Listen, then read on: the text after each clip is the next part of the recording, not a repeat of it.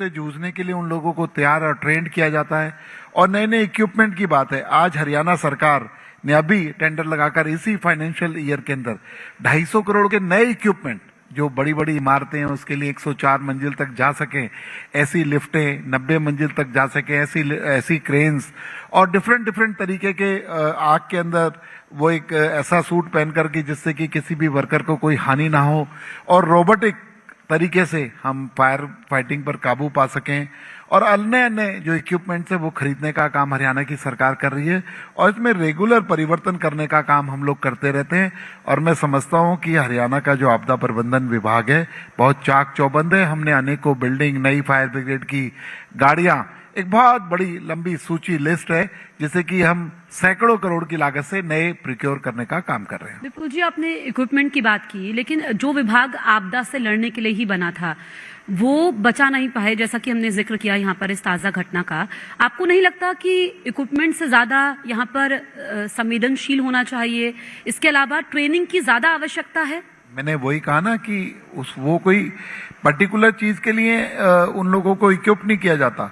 वो लोग मल्टीपल स्थिति के अंदर, हर तरीके की स्थिति से वो, और इंफ्रास्ट्रक्चर को बेटर करने की बात हो, सिविल एविएशन मिनिस्ट्री भी मेरे पास है। आपने देखा हिसार एयरपोर्ट, वहां से रेगुलर नई नई फ्लाइटें चालू हो जाए, चाहे अयोध्या की बात हो, चाहे कलकत्ता की बात हो, चाहे जयपुर की बात हो, और चाहे अब नांदेड़ साहिब की बात हो, वहां से हम लोग, चंडीगढ़ की बात हो, वहां से हम फ्लाइटें चालू कर रहे हैं। और रेगुलर ये लगा हुआ है, ये जो प्रयास चालू है कि ज्यादा से ज्यादा उसे लोगों के लिए कनेक्टिव बनाएं।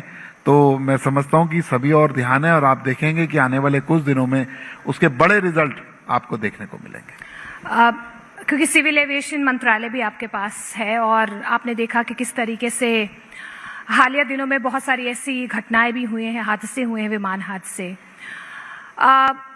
जो लोग हैं जो हवाई यात्रा करना चाहते हैं, किस तरीके से आप उनकी सुरक्षा को सुनिश्चित करवाएंगे? और हिसार के अलावा और क्या कुछ पाइपलाइन में है प्रोजेक्ट्स या एयरपोर्ट्स? देखिए, ये सुरक्षा की बात है। सुरक्षा के लिए डीजीसीए एक बड़ा डिपार्टमेंट है, और बड़े सारे पैरामीटर्स को देश के सभी एयरपोर्ट उस पर अप्लाई करने का काम करते हैं। उसी के अनुरूप, उसी के अकॉर्डिंग फ्लाइंग सिस्टम जो है चलता है। लेकिन ये हादसे, परसों भी एक बहुत बड़ा हादसा हुआ हमारे देश के एक बहुत बड़े राजनीतिक, जिनका वहाँ पर स्वर्गवास भी हो गया, और पीछे भी आपने देखा गुजरात के अंदर भी हुआ। इट इज एन एक्सीडेंट, ये कभी भी कहीं भी कैसे भी हो सकता है। लेकिन सुरक्षा के सारे जितने भी आप लोगों ने देखा पैमाने, चाहे वो गुजरात एयरपोर्ट की बात हो, चाहे परसों बारामती में हुआ, इसमें कहीं भी लैकिंग, कहीं ऐसा नहीं था कि सिस्टम की लैकिंग है या कुछ है। लेकिन एक्सीडेंट है, उसके वेरियस एस्पेक्ट्स होते हैं, वेरियस बातें, रीजंस हो सकते हैं, तो वो है। और लेकिन मैं आपको बताना चाहता हूं कि हरियाणा का जो एयरपोर्ट हिसार है वो वेल इक्विप्ड एयरपोर्ट है।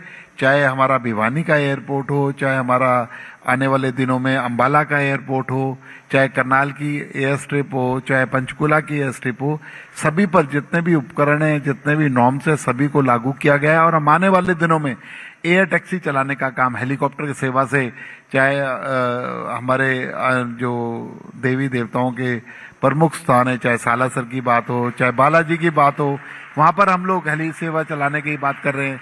यहाँ से हम लोग माता के दर्शन करने जा सकें पंचकुला से, इस तरीके की सेवाएं भी जल्दी से शुरू कर रहे हैं। और चंडीगढ़ टू दिल्ली और फरीदाबाद भी हेली सेवाएं चल सकें, इसके लिए भी बड़ी तेजी से हम लोग काम कर रहे हैं। बिल्कुल, तो आपने पूरा ये रोड मैप बताया है। अच्छा, कुछ दिनों पहले आपने ब्राह्मणों पर एक टिप्पणी की थी जिस पर काफी विवाद हुआ। देखिए, जो ब्राह्मणों पर टिप्पणी, जो तोड़ मरोड़ कर, एआई का जमाना है, कोई कुछ भी कर सकता है। आज विपुल गोयल की बजाय किसी और को बैठा दिखा दो कि वो ये बात कर रहा है। जो बातें थी उसको तोड़ मरोड़ कर पेश किया गया था, उसका क्लियर करने का काम या सच्चाई को बताने का काम मैंने किया। और ब्राह्मण समाज एक सम्मानित समाज है। मैं और मेरा परिवार, क्या सभी लोग, हम ब्राह्मण की इज्जत करते हैं। ऐसी कोई भी किसी तरीके की बातें ना हमारे बीच में कोई कन्फ्लिक्ट हुआ। जो क्लैरिटी थी वो हो गई और इसको एकदम तरीके से क्लियर हो गया। विपुल गोयल जी, क्योंकि आपने बारामती में जो हादसा हुआ, अजीत यादव को आज पूरा देश याद भी कर रहा है। विपक्ष की भूमिका को आप किस तरीके से देखते हैं? क्योंकि बेहद किस तरीके से ममता बनर्जी ने जो एक बयान दिया, उन्होंने कहा कि इसकी जांच होनी चाहिए, साजिश का आरोप उन्होंने लगाया है। इस वक्त पर इस तरीके का बयान देना, विपक्ष का एसआईआर को लेकर लगातार सरकार पर सवाल खड़े करना, और उसके बाद आपका तो विजय रथ बढ़ता ही गया, यहाँ से बिहार, बिहार से अब महाराष्ट्र।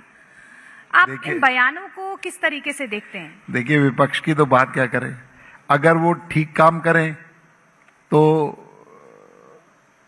अगर जांच ना करें तो वोट चोरी का आरोप, अगर जांच कर दें तो भी एसआईआर पर, अरे भाई जो पात्र व्यक्ति होगा उसी को तो वोट देने का अधिकार होना चाहिए ना।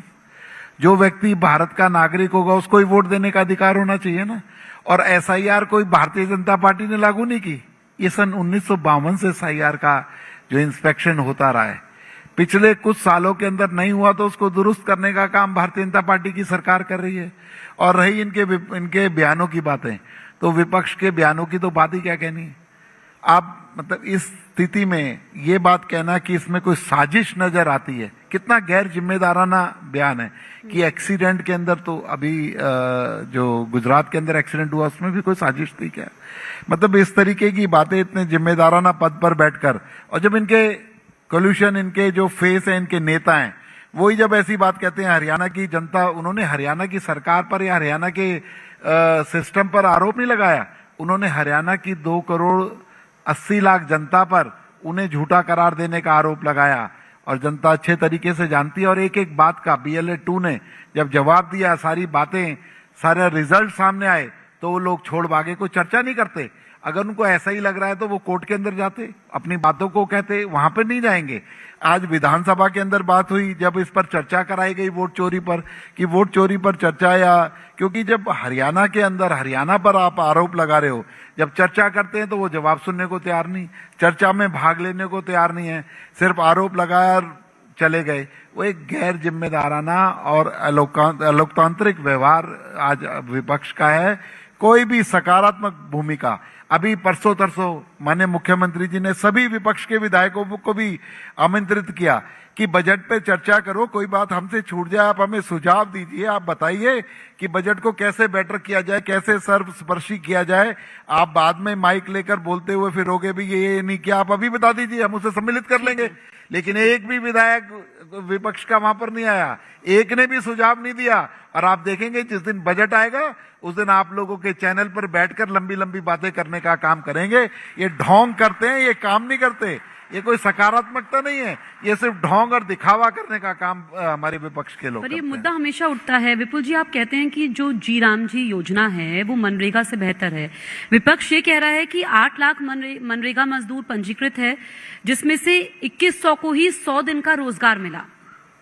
मैंने कहा ना, विपक्ष की बातों का तो अगर इसकी तथ्य पर जाएंगे, 8 लाख से ज्यादा लोग इस पे जी राम जी पर, मनरेगा पर लाभान्वित होते हैं। और जी राम जी जो है, सिर्फ मनरेगा था वो किसी को काम देने की गारंटी, लेकिन जी राम जी है एक सकारात्मक डेवलपमेंट की राजनीति।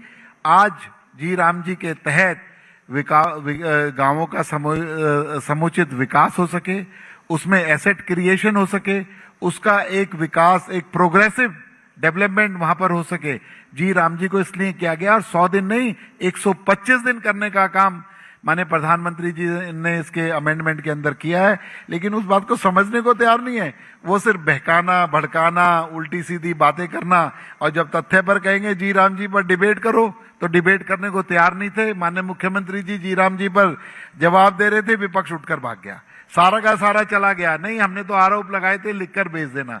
तो इनका आचरण देश की जनता भी देख रही है। यही तो कारण है कि आज इनका क्या हाल हो रहा है। हरियाणा के अंदर हुआ, दिल्ली के अंदर हुआ, अब बिहार के अंदर ताजा ताजा जिस तरीके की बड़े बड़े, महाराष्ट्र के अंदर हुआ। और नहीं, बिहार में तो ताजा ताजा आप लोग देख रहे हो किस तरीके की बातें। वहां तो वोट चोरी की बातें लगाई थी, तो वहां तो इनके हिसाब से वोटों की डकैती हो गई। इतनी सारी वोटें लोगों ने दे दी, इतनी सारी सीटें भारतीय जनता पार्टी और उसके पार्टनर्स को जीतने को मिली है। तो इसलिए इनकी कोई बातें नहीं है, बिल्कुल निराधार बातें करते हैं। राहुल गांधी जी को कोई लिखा लिखाया एक दे जाता है इनकरेक्ट सा एक पेपर, वो उसी को बोलकर अपने आप को सोचते हैं हाँ जी मैं बहुत बड़ा 30 मार्क का हो गया, मैंने बहुत बड़ी बातें कर ली। लेकिन उसके डिटेल में जब जाते हैं तो फिर कोई बातें नहीं मिलती। उसको देने के बाद विदेश चले जाएंगे, उसको देने के बाद बाहर चले जाएंगे, डिबेट नहीं करेंगे। और जो उससे रिलेटेड अथॉरिटीज है, भाई आप इलेक्शन कमीशन के अंदर जाइए, आप कोर्ट के अंदर जाइए, आप कोई नोटिस दीजिए, वो सब नहीं करेंगे। सिर्फ इवेंट, पॉलिटिकल इवेंट करेंगे, प्रेस के लोगों को बुलाएंगे। नहीं, वो तो कहते हैं कि आप लोग ज्यादा मार्केटिंग करते हैं, वो तो कहते हैं आप लोग ज्यादा मार्केटिंग करते हैं, आपसे सीखा है उन्होंने। हम अपने काम को लोगों तक पहुंचाने का काम करते हैं। ये जो देश है 140 से 150 करोड़ का देश है, इस तक पहुंचाने के लिए वेरियस माध्यम चाहिए। सोशल मीडिया भी चाहिए, मीडिया भी चाहिए, प्रिंट मीडिया भी चाहिए, और लोगों तक उनकी जरूरत के लिए जो जो अमेंडमेंट देश के प्रधानमंत्री करते हैं वो लोगों तक पहुंचे, देश के मुख्यमंत्री करते हैं वो लोगों तक पहुंचे। इसके लिए हम लोग काम करते हैं। वो लोग भ्रम फैलाने के लिए काम करते हैं, वो भ्रम फैलाने के लिए इवेंट करते हैं, वो भ्रम फैलाने, झूठ बोलने के लिए आप लोगों का सहारा लेते हैं। आइए सुनिए, हम झूठ बोल रहे हैं, आगे तक पहुंचाने का काम करें। लेकिन अब देश सोशल मीडिया का जमाना है।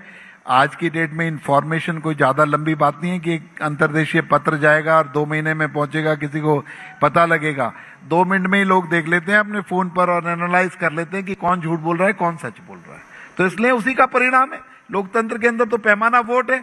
आप देखो निरंतर वोट जो जिस तरीके से लोग हर बार इजाफा करते आ रहे हैं, और अब बंगाल, वेस्ट बंगाल के अंदर दीदी को भी पता लग जाएगा कि किस तरीके की साजिश रची है। वो जब वहां पर जीत होगी ना भारतीय जनता पार्टी की, उसे भी साजिश करार देंगे, लेकिन भारतीय जनता पार्टी की सरकार बनेगी वेस्ट बंगाल के अंदर। ये मैं आपको बता रहा हूं आपकी बात। अच्छा, तो आप कॉन्फिडेंटली कह रहे हैं कि 100% भारतीय जनता पार्टी की सरकार बनेगी। मैं खुद 2 बार वेस्ट बंगाल के अंदर घूमा हूं। मैं आम चलने फिरने वाले या छोटे दुकानदार, रेहड़ी वाले, पटरी वाले और आम लोगों से मैं मिला हूं। लोगों के मन में भारतीय जनता पार्टी की सरकार बनाने का है। तो यही जो है विपक्ष इस पर कह रहा है ना कि एसआईआर इसीलिए हुआ है। आप देखिए एसआईआर क्या हुआ। एसआईआर के अंदर जो पात्र व्यक्ति नहीं है उनके वोट का अधिकार खत्म करना चाहिए, नहीं चाहिए? आप बताइए। आप अमेरिका में जाके वोट दे पाएंगे? आप लंदन में जाके वोट दे पाएंगे? नहीं दे पाएंगे ना। अरे जब हिंदुस्तान का जो नागरिक नहीं है हिंदुस्तान में वोट कैसे दे देगा? इसको चेक करना कोई खिलाफत है क्या किसी की? कमाल है, कैसी बातें करते हैं। मैंने कहा ना, कोई आरोपों में दम नहीं है। तथ्य की बात नहीं करेंगे, डिबेट करो, कोई डिबेट नहीं करेंगे, सिर्फ आरोप लगाया और भागे एसआईआर। अरे भाई, मोदी जी जैसे बड़े व्यक्तित्व से टक्कर लेने के लिए लोगों की विकास का, लोगों के सोशल वेलफेयर का एक बड़ा खाका खींचना पड़ेगा, बड़ी पॉलिसी और बड़ी योग्यता लानी पड़ेगी। ये झूठ बोलने से मोदी को हराया नहीं जा सकता। विपुल गोयल जी, एक आखिरी सवाल आपसे। 1 फरवरी को देश का बजट आने वाला है। हरियाणा के बजट से इस बार हरियाणा की जनता क्या उम्मीद लगाए? क्या कुछ पिटारे से निकलने वाला है? हरियाणा की जनता को क्या कुछ मिलने वाला है? देखिए, मेरा भी राजनीतिक जीवन, चाहे मैं 2014 से इलेक्ट्रल पॉलिटिक्स का पार्ट बना हूं और मैं जनप्रतिनिधि बना हूं, लेकिन मैं राजनीतिक सूझ समझ मेरी बहुत पुराने से है।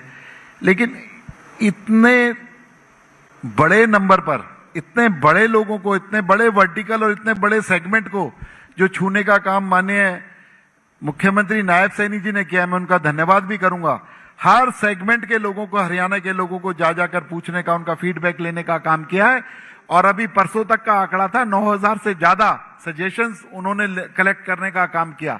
इतना बड़ा नंबर मैंने कभी नहीं देखा कि राजनीति के अंदर कोई मुख्यमंत्री जगह जगह जाकर लोगों से सुझाव ले कि हमारा वोट, हमारा बजट कैसा होना चाहिए। तो मैं समझता हूं कि आने वाला बजट सर्वस्पर्शी होगा, बेहतर होगा, और लोगों के, ये हरियाणा की सरकार का बजट नहीं होगा, हरियाणा की जनता का बजट होगा। 2 करोड़ 80 लाख लोगों का बजट होगा। ठीक है, आप हरियाणा की जनता का बजट बता रहे हैं। कुछ दिन पहले आपने फरीदाबाद के लोगों को मिनी स्टेडियम की सौगात भी दी। तो ऐसे और क्या क्या तोहफे आप प्रदेशवासियों को देने वाले हैं? देखिए, मैं मंत्री, अपना जनप्रतिनिधि होने के साथ साथ मंत्री भी हूं। मैंने बताया कि चाहे स्मार्ट तहसीलों की बात हो, चाहे नई एयरपोर्ट्स की कनेक्टिविटी की बात हो, एयर टैक्सी की बात हो, उसके अलावा अर्बन लोकल बॉडीज के अंदर नए नए जो काम है डेवलपमेंट के, वो करने की बात हो, और अपनी विधानसभा के अंदर भी एक बड़े अच्छे तरीके से लोगों से जो वादे करके आए थे, लोगों की जो इच्छाएं हैं, क्योंकि डेवलपमेंट एक ऐसा प्रोग्राम है जो टाइम के साथ साथ बदलता रहता है, उसमें मॉडिफिकेशन की भी जरूरत होती है। तो मैं यही है कि उनके अनुरूप, उनकी इच्छाओं के अनुरूप जो काम होगा उसे करेंगे। और हरियाणा के अंदर जो मेरे अंदर मंत्रालय है, उसको अच्छा रिजल्ट और लोगों के कहते हैं ना, ज्यादा से ज्यादा लोगों को उनसे बेनिफिट हो सके, और जो लोगों की उम्मीदें उन पर हम लोग खरा उतर सके, ऐसा हम प्रयास करेंगे।